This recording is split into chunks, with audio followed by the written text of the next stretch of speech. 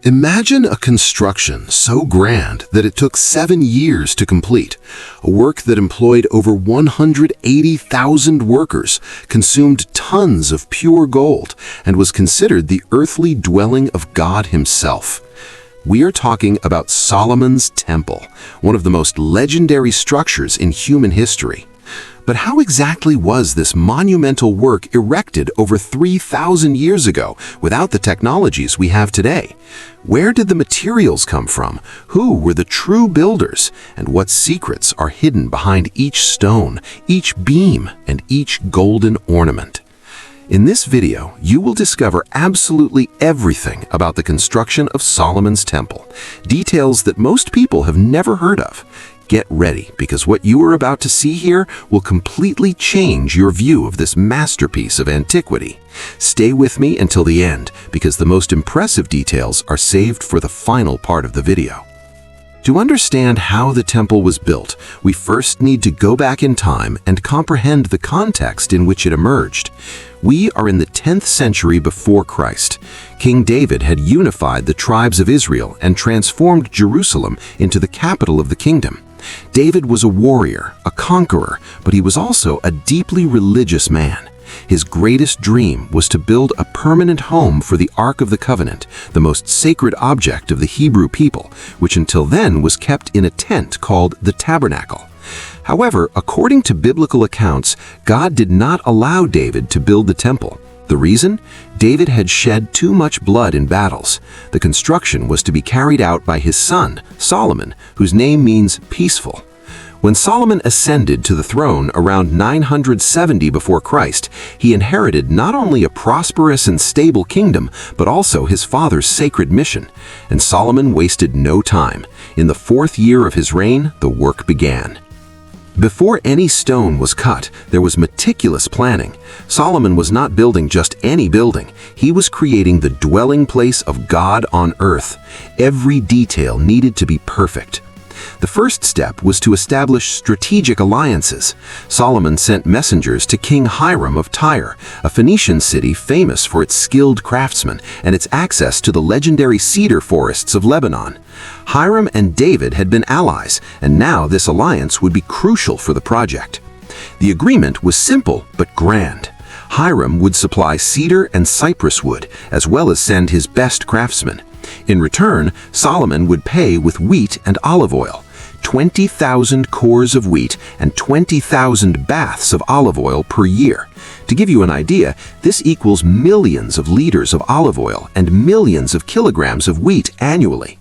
But the planning went beyond materials. Solomon needed labor, and here is one of the most impressive aspects of the construction.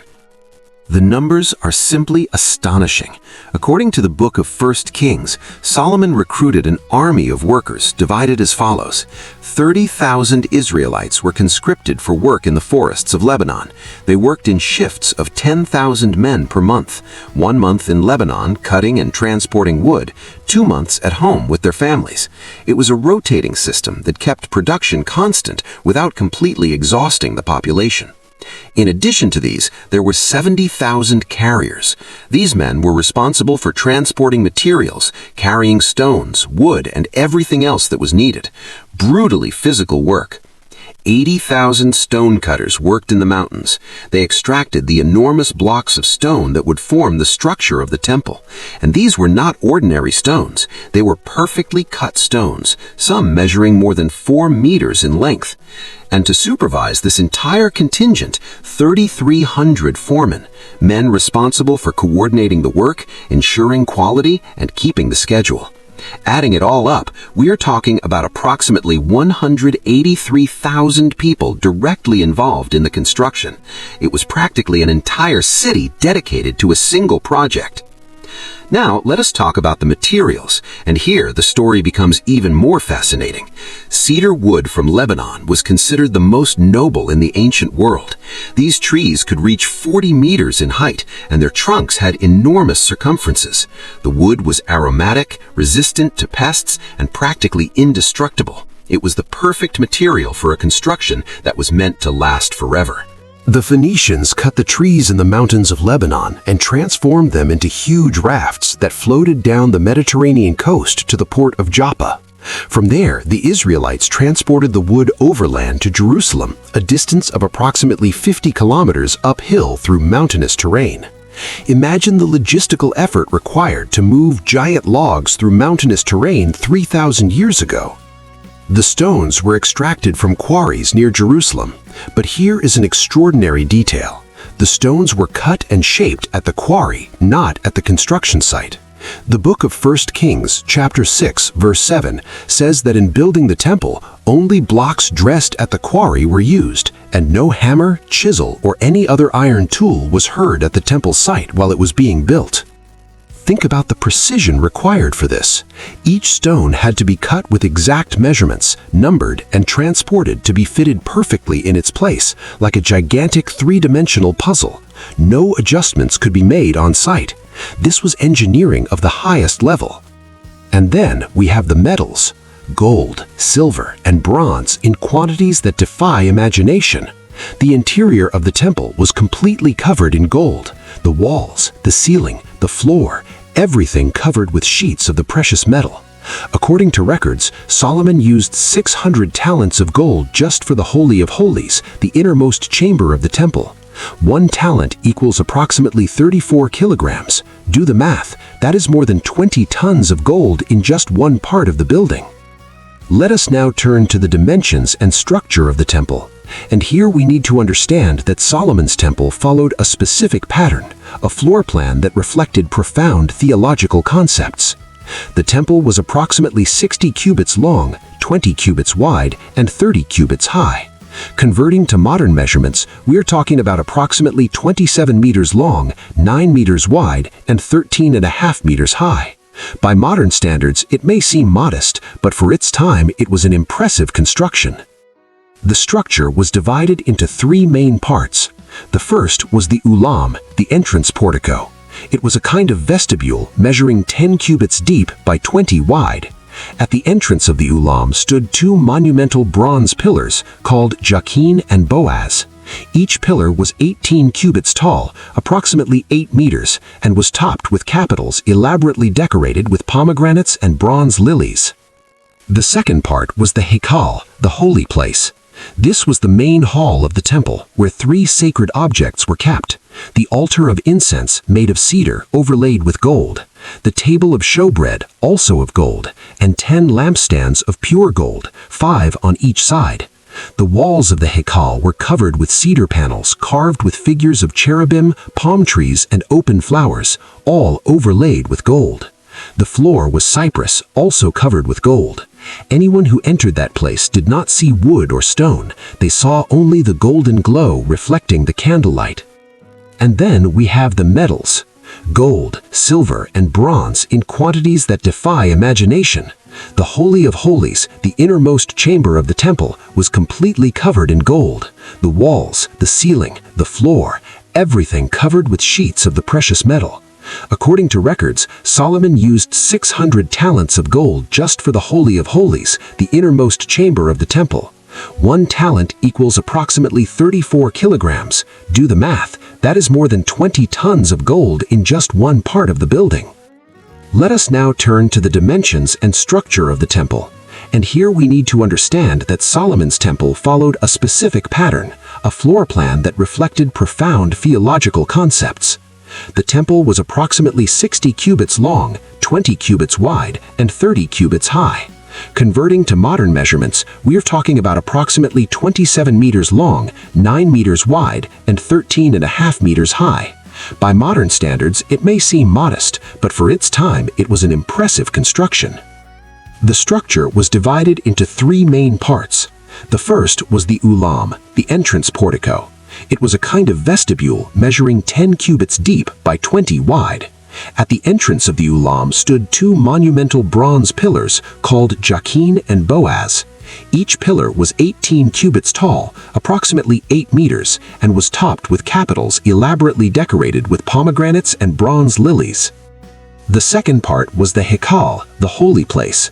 This was the main hall of the temple, where 3 sacred objects were kept: the altar of incense made of cedar overlaid with gold, the table of showbread also of gold, and 10 lampstands of pure gold, 5 on each side. The walls of the Hekal were covered with cedar panels carved with figures of cherubim, palm trees, and open flowers, all overlaid with gold. The floor was cypress, also covered with gold. Anyone who entered that place did not see wood or stone. They saw only the golden glow reflecting the candlelight. And the third and most sacred part was the Devir, the Holy of Holies. This perfectly cubic chamber, measuring 20 cubits in each dimension, was the spiritual heart of the temple. There rested the Ark of the Covenant, guarded by 2 enormous cherubim of olive wood overlaid with gold. Each cherub was 10 cubits tall, approximately 4.5 meters, and their outstretched wings touched the walls and met in the center, forming a canopy over the ark. The Holy of Holies was separated from the holy place by a curtain of blue, purple, and crimson fabric, and by doors of carved and gilded olive wood. Only the high priest could enter there, and only once a year on the Day of Atonement. No great work exists without great artists, and Solomon's temple had a master craftsman whose name was recorded for posterity: Huram-Abi, also called Hiram.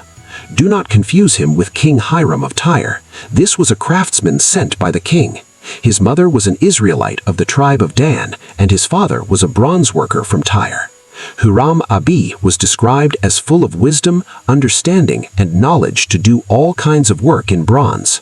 It was he who cast the 2 monumental pillars, Jatin and Boaz. It was he who created the bronze sea, a huge metal basin that stood in the courtyard of the temple. This basin was 5 cubits high and 10 cubits in diameter, approximately 2 meters and 30 centimeters tall by 4.5 meters in diameter. Its rim was worked with lily flower ornaments, and it rested on 12 bronze bulls, divided into groups of 3, each group facing a cardinal point. The bronze sea held approximately 2,000 baths of water, something around 44,000 liters, and was used for the ritual purifications of the priests. Huram-Abi also created 10 bronze stands with wheels and 10 smaller basins, as well as all the sacred utensils: the shovels, the bowls, the forks, and other implements used in the rituals.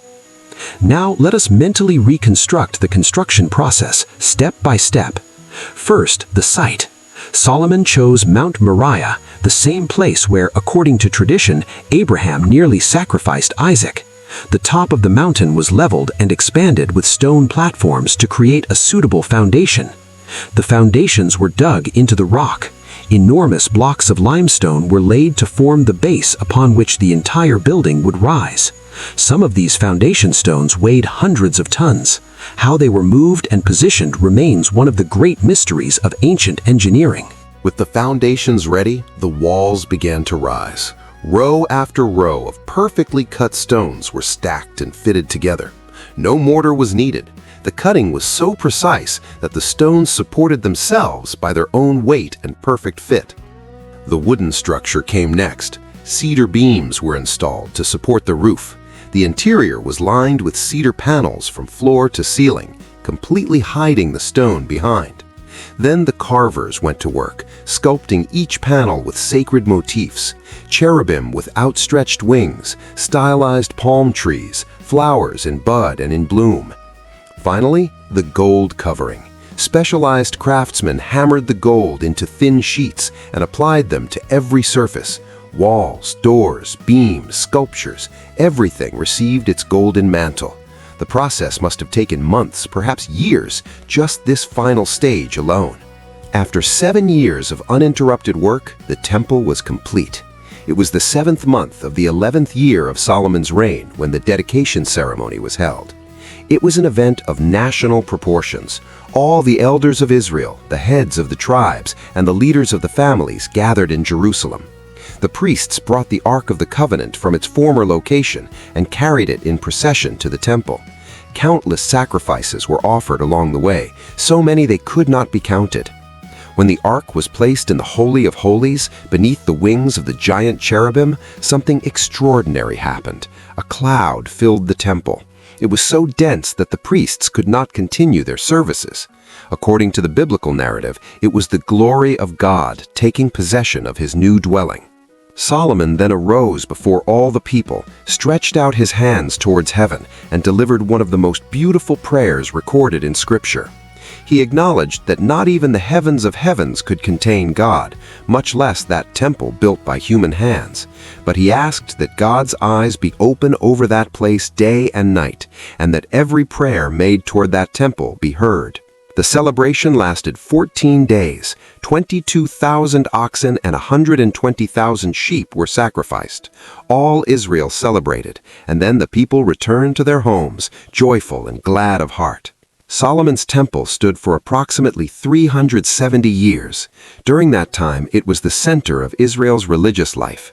Kings came and went, some faithful, others who introduced idolatry. The temple witnessed moments of glory and periods of neglect. In 586 before Christ, King Nebuchadnezzar of Babylon conquered Jerusalem. The temple was plundered and then completely destroyed.